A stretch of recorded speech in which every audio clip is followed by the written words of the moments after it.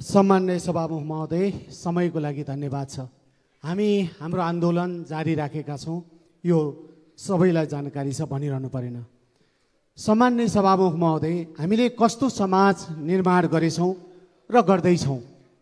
यहाँ काम गरेर खानेहरूले चोरेर खानेहरूलाई जवाफ दिँदै हिँड्नुपर्ने।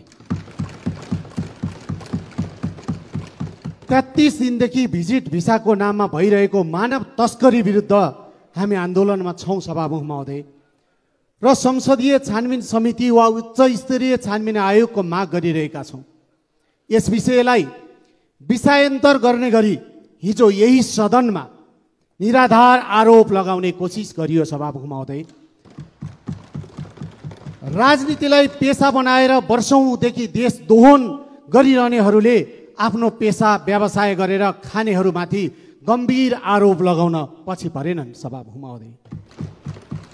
मलाई दया लाग्छ सभामुख महोदय, 2048-49 सालतिर कोही मन्त्रीका पिए बसेर सरकारी कागजात किर्ते गरेर विदेश मान्छे पठाउने काम गरे बापत हनुमान ढोकाको चिसो छिडीमा धेरै रात बिताएकाहरू पनि आज यही सदनमा संसद भएर बसिरहेका छन् सभामुख महोदय।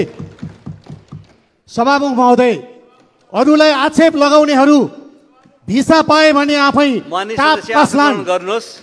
उहाँलाई मैले समय दिइरहेको छु, तपाईले सुन्नुपर्छ। सभामुख महोदय, अरूलाई आक्षेप लगाउनेहरू भिसा पाए आफै टाप कसलान् हो, म गर्वका साथ भन्छु। हो, म गर्वका साथ भन्छु सभामुख महोदय।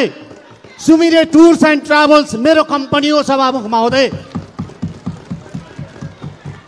माननीय सदस्य आसन ग्रहण गर्नुहोस्। मैले समय डोलप्रसाद अर्याललाई दिएको छु। म यही देशमा राखेपछि म यहाँलाई केही गरेर खाने मान्छे हुँ, चोरेर खाने मान्छे होइन सभामुख महोदय। मेरो समय ठिकै चलेको छ सभामुख महोदय। अरूको घडीको समय बिग्रेको छ भने म के भनौँ सभामुख महोदय। मेरो कम्पनीमा मात्र एकजना मान्छे भिजिट भिसामा जापान होइन। गरौँ, मैले डोलप्रसादलाई समय दिएको छु, उहाँलाई 3 मिनेटको समय। संसारको कुनै देश गएको छ, हामीले पैसा लिएका छौँ र फर्केका छैनन् भने प्रमाण पेश गर्न म चुनौती दिन्छु सभामुख महोदय। होइन भने सभामुख महोदय, निराधार आरोप संसदको रेकर्डबाट हट्नुपर्छ। म यो सभामुखज्यूबाट रुलिङको माग गर्दछु सभामुख महोदय। सभामुख महोदय, कसैको सचिवालय चल्ने स्रोत घट्यो भनेर, कसैको जिल्लाको कर्मचारी पर्यो भनेर हामी हाम्रो आन्दोलनबाट पछि हट्दैनौँ सभामुख महोदय। हाम्रो आन्दोलन जारी छ सभामुख महोदय। मैले फेरि भन्छु, निराधार आरोप संसदको रेकर्डबाट हटिनुपर्छ, यो कट्नुपर्छ।